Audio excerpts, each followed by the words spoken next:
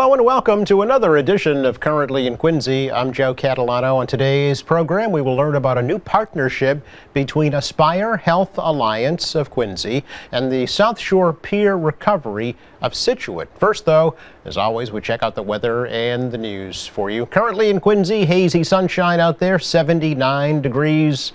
Right now, August is going to go out very summer-like with hazy, hot, humid conditions today, up around 90 degrees. A muggy night tonight, lows only in the lower 70s, maybe a tad hotter tomorrow. Could touch 90 degrees, still quite muggy. Some late night showers tomorrow night and into Wednesday morning. Still kind of sticky for the last day of August on Wednesday with a high of 87 degrees, but much more pleasant. The first day of September on Thursday, lots of sunshine, just a few high thin clouds, very low humidity and mild temperatures in the low 80s. It looks nice right into the upcoming holiday weekend as well. Again, hazy and 79 in Quincy right now. Checking news for you today, a Quincy nursing home says that it's being forced to close its doors because of a new state law that's forcing them to eliminate 34 beds from the facility. Quincy Nursing and Rehabilitation Center on McGrath Highway says it will close permanently on December 7th. Wachusett Healthcare, which owns the nursing home, says new state de-densification regulations that were enacted because of the pandemic forced them to reduce the number of beds from 126 to 92, making the facility no longer economically viable. Now, the regulations require no more than 2 beds per room at skilled nursing facilities. Company says it is working closely with residents and families to arrange alternative skilled nursing care, as well as supporting the 68 staff members in securing new jobs. Company says excess capacity at nearby nursing homes, plus demand for staff at other facilities, is expected to ease the transition. The facility also says it's committed to an orderly process and maintaining its high-quality care and current staffing levels until the closing. The State Department of Public Health will hold a virtual public hearing about that closure tomorrow from 6 to 8 p.m. Quincy officials continue to comment after that controversial proposal for a new residential building on C Street was withdrawn last week. City Council President Noel DeBona said that he was opposed to the 18-unit, 3-story building at the site of the former Imperial Terrace restaurant on C Street for many of the same reasons that over 100 people spoke about at last week's zoning board meeting. You have to speak for the residents, and the residents of Marymount, and a lot of them from Howes Neck as well, because it's right there, spoke against this. It wasn't a person in the room that was for it. It was over 100 people in there. And at the end of the day, you just got to speak for the residents, and the residents just didn't want it. Marymount, I live in the community. It's a cut-through neighborhood anyway. So unfortunately, adding to more of cars, because that's a really bad intersection there at the Imperial Terrace. And they're designated to only come out and take a right turn from there. So they can't take a left turn during Monday through Friday. And if you don't make it into the middle lane in time, you must go straight. So when you go straight onto C Street after you don't make the Quincy Shore Drive exit, you're forced to do some type of U-turn somewhere. And now you're going into parallels into people's neighborhoods, which is a safety problem. And we have a lot of children in that area, and it's very narrow. The C Street's a tough street. It's narrow. It's tough to even get our bike lanes in there, and it's dangerous to begin with. So now you're going to add to the congestion, and the main issue is the morning commutes and the evening commutes, especially when September rolls around with the kids going back to school and the buses out there, and the COVID people going back to work now instead of doing remotes and doing this. So you have to consider that.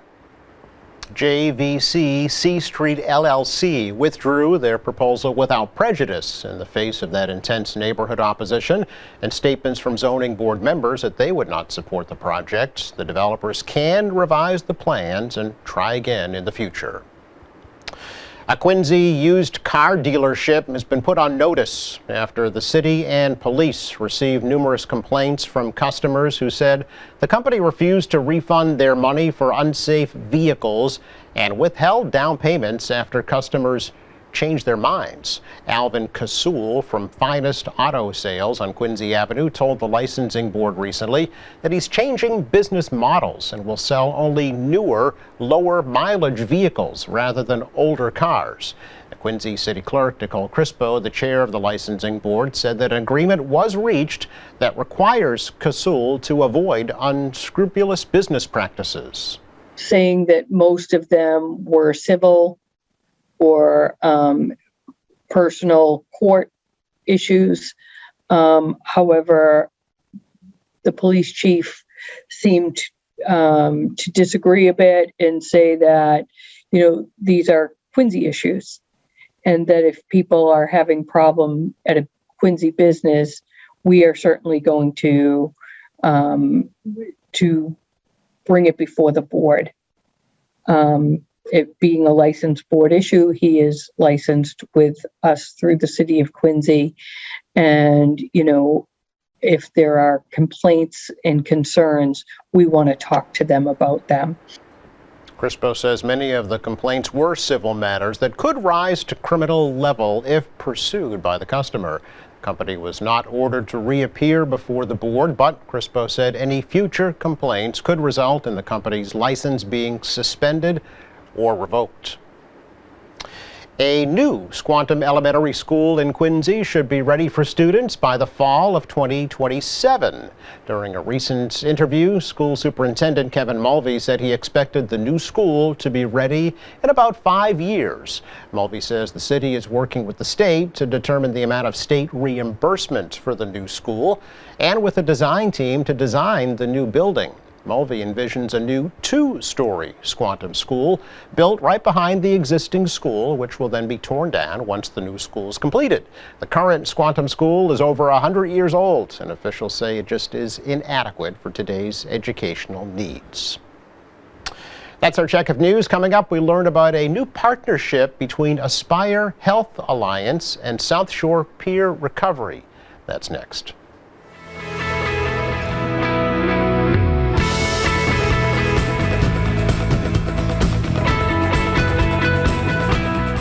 Welcome back. We're pleased to welcome back to the program a familiar face. Anthony Sheehan is here from Aspire Health Alliance, and a brand new face too, Mark Mulhern of South Shore Peer Recovery, because those two organizations are joining forces to cope with the issue of substance use disorder. So, gentlemen, great to see you. Thanks for coming over. Appreciate it. Great to be here. Thank you for having us. A pleasure. Yeah, really interested to learn about this new partnership. Anthony, great to see you again. Yeah, it's always a pleasure to be back and talk to the audience. Yeah. And I'd always like to kind of start just with a little refresher tell us about Aspire Health Alliance here in Quincy. Yes, so we are an outpatient, community-based mental health and substance use disorder service. We've been around a long time now, so in just a few years we celebrate our centennial, and we 1926 is 1926 is when we started with a small group of women activists right here in Quincy who began a program devoted to the needs of children in the very early years of life, and we still have that program going today. So it's a fantastic connection back to our beginnings, and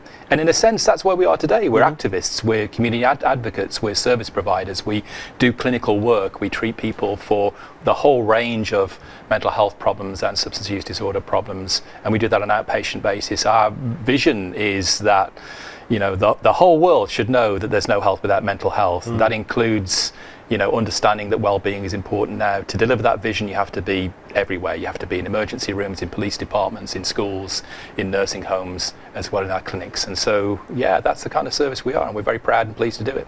It's been South Shore Mental Health and now Aspire Health Alliance. That's correct, yes. How long has it been Aspire? Gosh, now we're probably over 3 years that we've been Aspire Health Alliance, and we changed our name just not for marketing purposes, but to really tell the story of the organization. We're aspiring to something more ambitious, better for people who use services, and we are an alliance. We're a set of partnerships, which I think sets the tone for today's conversation, actually. Which is one of the partnerships, a brand new partnership, is with South Shore Peer Recovery. Not quite 100 years old, Mark. No, not even close. Tell us a bit about the organization. So South Shore Peer Recovery is a recovery community organization. We're based out of Scituate, Massachusetts. And so we were really founded in 2014, 2015 by this really grassroots group of community partners and concerned citizens that really came together to try and come up with a solution in response to some recent overdoses in Scituate and the surrounding towns. Okay, so really grassroots, as Yeah, you say. very grassroots. And so since then, we started as a small nonprofit out of a small donated office. In 2018, we opened a physical recovery center that's right in Scituate Harbor.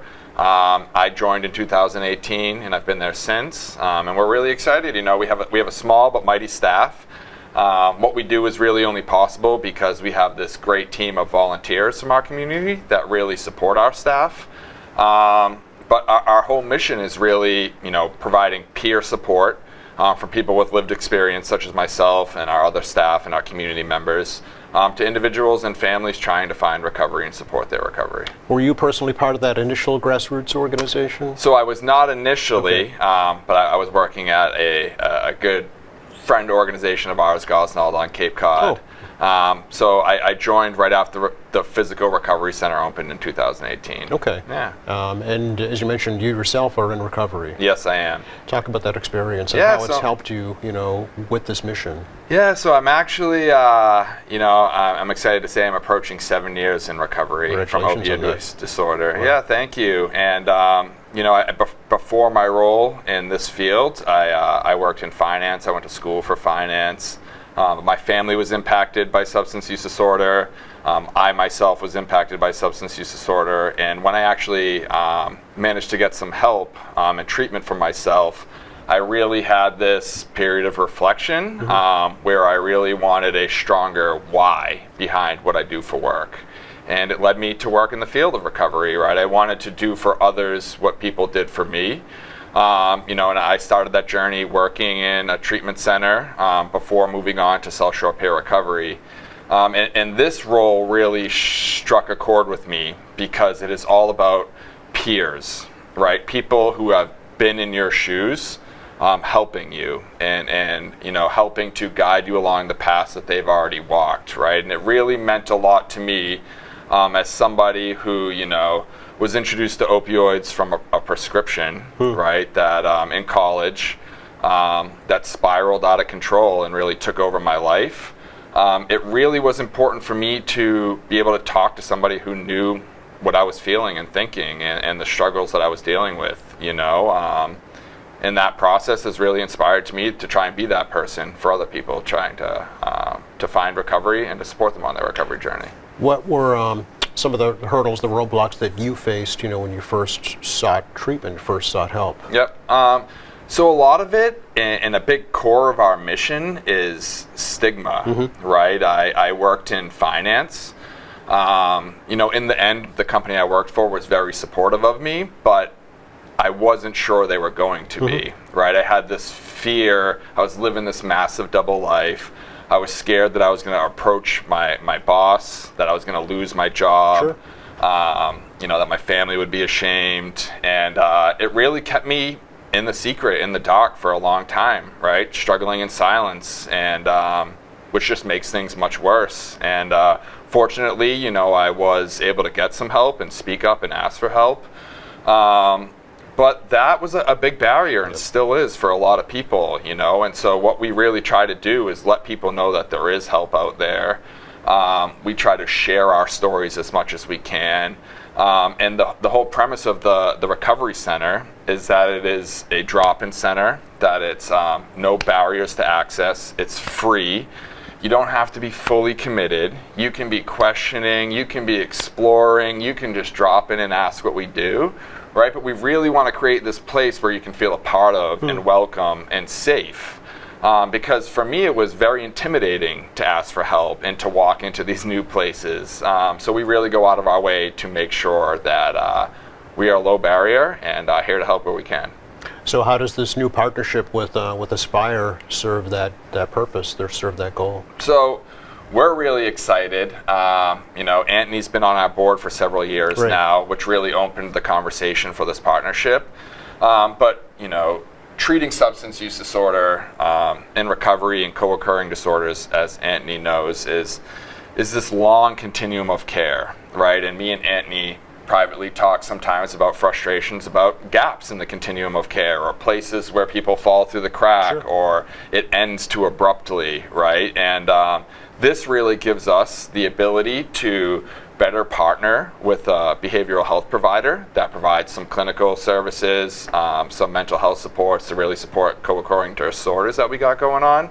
But it really, and provides for, hopefully for Aspire, a place for individuals to continue on more comfortably into the community, and be handed off into community supports to really to stretch that continuum of care as much as we can. You know. I was hoping, Anthony, you could maybe expand on what role you see Aspire playing in this partnership with South Shore Peer Recovery. Sure. Well, I think the future of our sector is based on partnerships. I mean, not everybody can do everything, and certainly South Shore Peer Recovery, through Mark's leadership and the commitment of a massive range of volunteers, have a tremendous network and really fill a gap in terms of Aspire's ability to reach and serve people effectively. And sometimes you need an organization that can amplify your message. And I think Aspire can offer that to South Shore Peer Recovery. We have venues in which we can situate the information, the skills, the volunteer network beyond situating across the South Shore to make these programs and services more available. And I can tell you now, the provision of information, the navigation of the system, helping people who need help today get to the right place is such a crucial intervention, and that's what South Shore Peer Recovery do really well.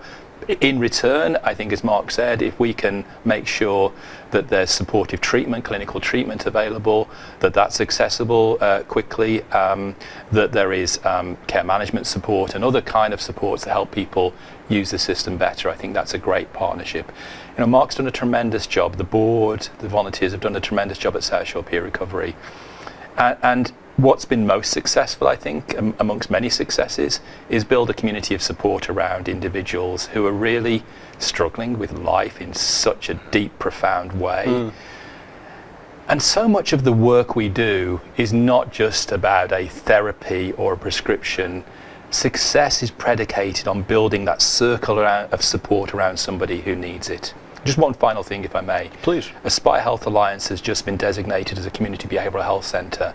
We're one of 20 or so organisations, and we're really proud to receive this designation.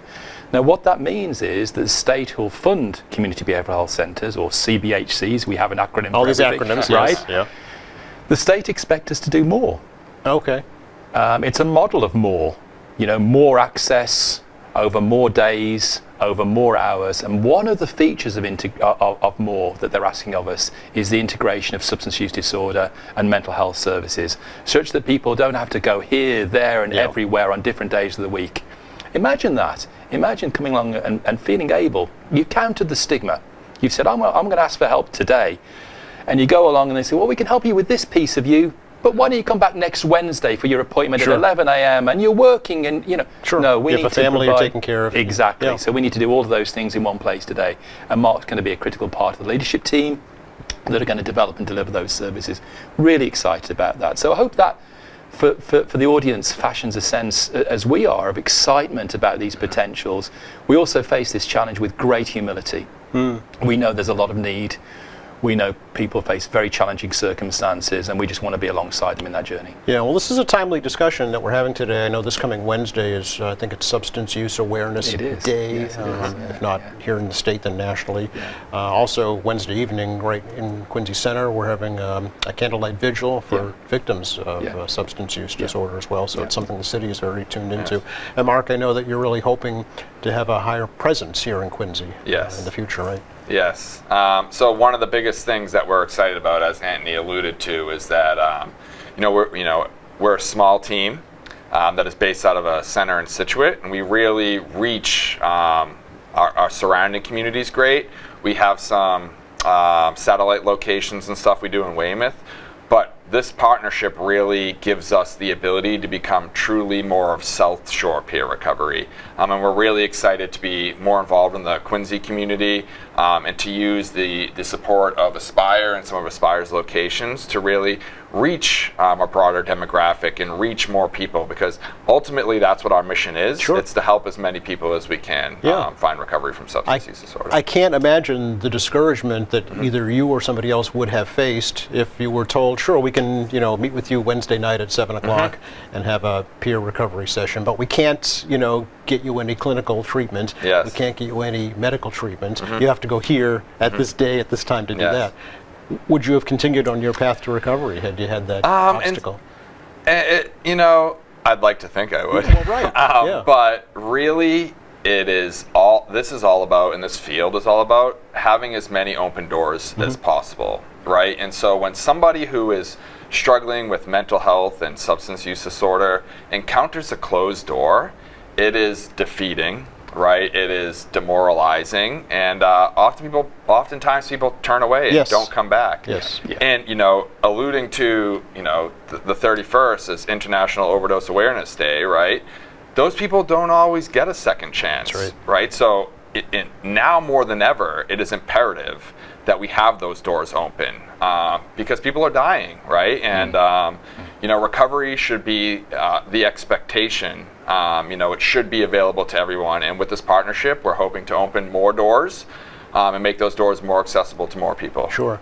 I know your services, Mark, are free. Yes. Completely free, which is an incredible story in its own right, really, because it removes that barrier, that financial hurdle. But Anthony, how about at Aspire Health Alliance? What are some of the financial arrangements that can help folks? Yeah, we're very fortunate in the state of Massachusetts that most people are able to get covered, at least if not by commercial insurance, by Mass Health. So the majority of the clients and patients we see are covered by Medicaid, and we have staff that can help people.